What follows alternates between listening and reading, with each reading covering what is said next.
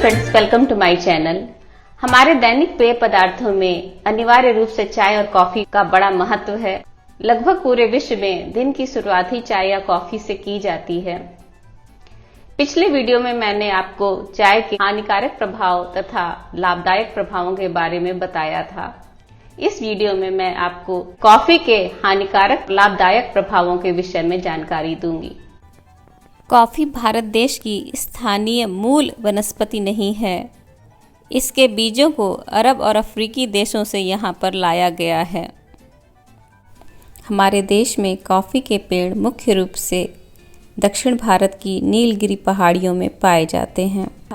Coffee के बीज, जिन्हें बीन्स कहा जाता है, उन्हें भूनने, रोस्टिंग के उपरांत पीसकर पाउडर बनाया जाता है, जिसे गर्म पानी में घोलकर गर्म पेय की तरह पीने में प्रयोग किया जाता है।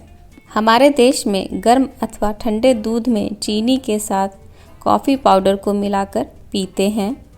चीनी और दूध युक्त कॉफ़ी पाचन तंत्र के लिए बहुत नुकसानदेह बताई जाती है। यह शरीर पर नकारात्मक प्रभाव डालती है। इससे अपच और ग्रास नली में जलन के लक्षण उत्पन्न होते हैं। पाचन तंत्र कमज़ोर पड़ जाता है। गुनगुने पानी में बनी कॉफ़ी को एनीमा देने में प्रयोग किया जाता है। इससे मलाशय की सफाई के साथ शरीर को डिटॉक्सिफाई किया जाता है। कुछ लोग खाना खाने के बाद सुपारी की भांति ही कॉफ़ी के भुने बीजों, रोस्टेड बीन्स को चबाते हैं। कॉफ़ी की प्रकृति गर्म होती है, अतः यह ठंडे प्रदेशों के लोगों के लिए अधिक उपयोगी है। कॉफ़ी सर्दी लगने पर सर्दी के प्रकोप को शांत कर देती है। कफ प्रधान प्रवृत्ति के लोगों के लिए कॉफ़ी लाभदायक होती है, परंतु पित्त एवं वात प्रधान प्रवृत्ति के लोगों के लिए यह काफ़ी हानिकारक है। कॉफ़ी में कैफीन नामक कसैला अल्कलॉइड होता है, जो मेथिलजेंथीन वर्ग का साइकोएक्टिव तत्व है। एक कप कॉफ़ी करीब 237 ml में 40 से 175 मिलीग्राम तक कैफीन पाया जाता है। इस प्रकार हम देखते हैं कि कॉफ़ी में बहुत अधिक मात्रा में कैफीन पाया जाता है। वैसे तो विभिन्न ब्रांड्स की कॉफ़ी में कैफीन की मात्रा अलग अलग होती है। कॉफ़ी पाउडर में कुछ मात्रा में विटामिन B2, B3, B5 पाए जाते हैं और इसमें कुछ खनिज जैसे पोटेशियम, मैग्नीज और मैग्नीशियम आदि भी मिलते हैं। कॉफ़ी में एंटीऑक्सीडेंट्स पाए जाते हैं। ये कैफेस्टॉल, ट्राइगोलिन, क्लोरोजेनिक एसिड, हाइड्रोसेनेमिक एसिड तथा क्विनीन और पॉलीफिनॉल्स आदि हैं। कॉफ़ी में पाया जाने वाला कैफीन सेंट्रल नर्वस सिस्टम को उत्तेजित करता है। इससे मानसिक तथा शारीरिक तनाव, थकान कम हो जाती है और स्फूर्ति आ जाती है। यह माइग्रेन जैसे सिर दर्द को ठीक करती है। सिर्फ गर्म पानी में घोलकर बनाई गई कॉफ़ी कम मात्रा में लेने पर लाभकारी होती है। 3 कप या उससे अधिक कॉफ़ी पीने से तंत्रिका तंत्र पर नकारात्मक प्रभाव पड़ता है। कॉफ़ी पीने से अनिद्रा रोग हो जाता है। सोने के समय कॉफ़ी नहीं पीनी चाहिए। सोने का नियत समय होने पर उससे करीब 4 से 5 घंटे पहले ही कॉफ़ी पीनी चाहिए, जिससे सोने के समय इसका असर समाप्त हो जाए। इसके साथ ही कॉफ़ी नींद न आने के कारण उत्पन्न हुई थकान और सुस्ती को दूर करती है। कॉफ़ी मूत्र की मात्रा को बढ़ाती है। इस तरह शरीर से गंदे हानिकारक पदार्थों को बाहर निकालने में मदद करती है। शरीर को डिटॉक्सिफाई करती है।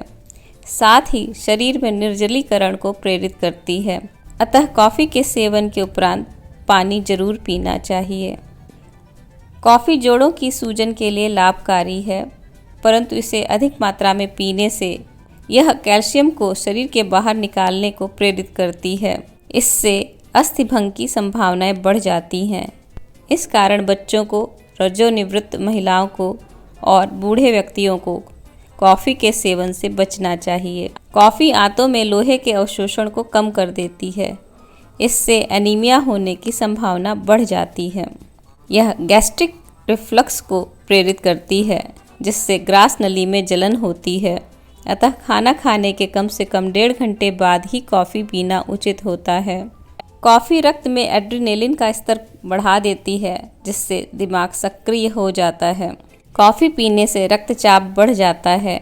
यह लो बीपी वालों के लिए ठीक है, परंतु जिनके पहले से ही रक्तचाप बढ़ा हुआ हो उनको कॉफ़ी से परहेज करना चाहिए। कई शोधों से पता चला है कि 2 कप गर्म पानी में बनी कॉफ़ी का प्रयोग करने से दर्द और सूजन में लाभ मिलता है। गर्म पानी की कॉफ़ी का प्रयोग करने वाले लोग हृदय संबंधी समस्याओं से कम जूझते हैं, उनमें कैंसर का खतरा भी कम हो जाता है और वे टाइप 2 डायबिटीज़ से भी बचे रहते हैं। कॉफ़ी में पाए जाने वाले मिनरल्स के कारण ब्लड शुगर का स्तर संतुलित बना रहता है। सिर्फ गर्म पानी वाली कॉफ़ी का प्रयोग शरीर में चर्बी को कम करता है, जिससे मोटापा नहीं बढ़ता। वहीं दूध चीनी युक्त कॉफ़ी लाभ पहुंचाने की जगह हानि करती है। कॉफ़ी में पाए जाने वाले कैफ़ीन और एंटीऑक्सीडेंट्स याददाश्त को बढ़ा देते हैं। एंटीऑक्सीडेंट्स बुढ़ापा आने से रोकते हैं और पार्किंसंस डिसीज़ को भी रोकते हैं। कॉफ़ी के प्रयोग से लीवर की सूजन कम हो जाती है तथा मदिरा सेवन करने वाले लोगों में कॉफ़ी का सेवन करने से लीवर संबंधी समस्याएं भी कम होती हैं। कॉफ़ी के अधिक सेवन से पुरुषों का वीर्य पतला हो जाता है। सीमित मात्रा में कॉफ़ी का सेवन करने वाली महिलाओं के वक्ष स्थल पुष्ट हो जाते हैं। किसी भी प्रकार के दर्द में कॉफ़ी में पाई जाने वाली कैफ़ीन दर्द को कम करती है। सर्जरी के बाद कॉफ़ी पीने से एनेस्थीसिया का असर कम हो जाता है, मूत्र त्याग भी शीघ्र होने लगता है और पेट की सिकाई के साथ ही दर्द होने का अनुभव भी कम हो जाता है। सामान्य प्रसव में देरी होने के दौरान कष्ट से बेचैन महिला को गर्म कॉफ़ी पिलाना लाभकारी होता है। मादक पदार्थों के नशीले प्रभाव को कॉफ़ी नष्ट कर देती है। बहुत स्ट्रॉन्ग कॉफ़ी पीने से विष, जहर, मदिरा और अफीम का नशा भी समाप्त हो जाता है।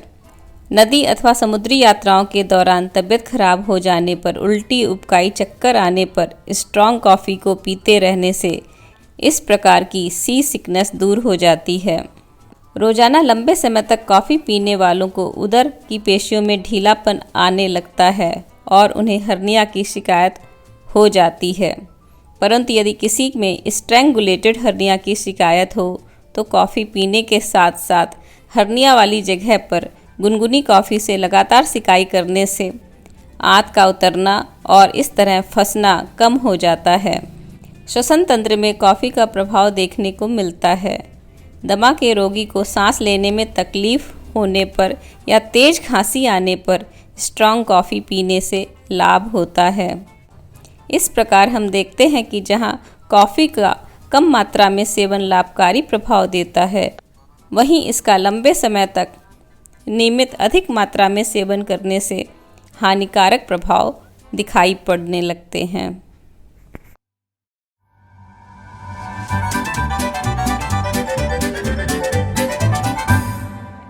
होम्योपैथी में कॉफी से तैयार की जाने वाली दवा का नाम है कॉफिया क्रूडा, कॉफिया टोस्टा और कॉफी नम। अगले वीडियो में मैं आपको कॉफी से तैयार की गई होम्योपैथिक दवा कॉफिया क्रूडा के विषय में जानकारी दूंगी। इसी के साथ इस वीडियो को यहीं मैं समाप्त करती हूं। आपके अच्छे स्वास्थ्य के लिए शुभकामनाएं। धन्यवाद।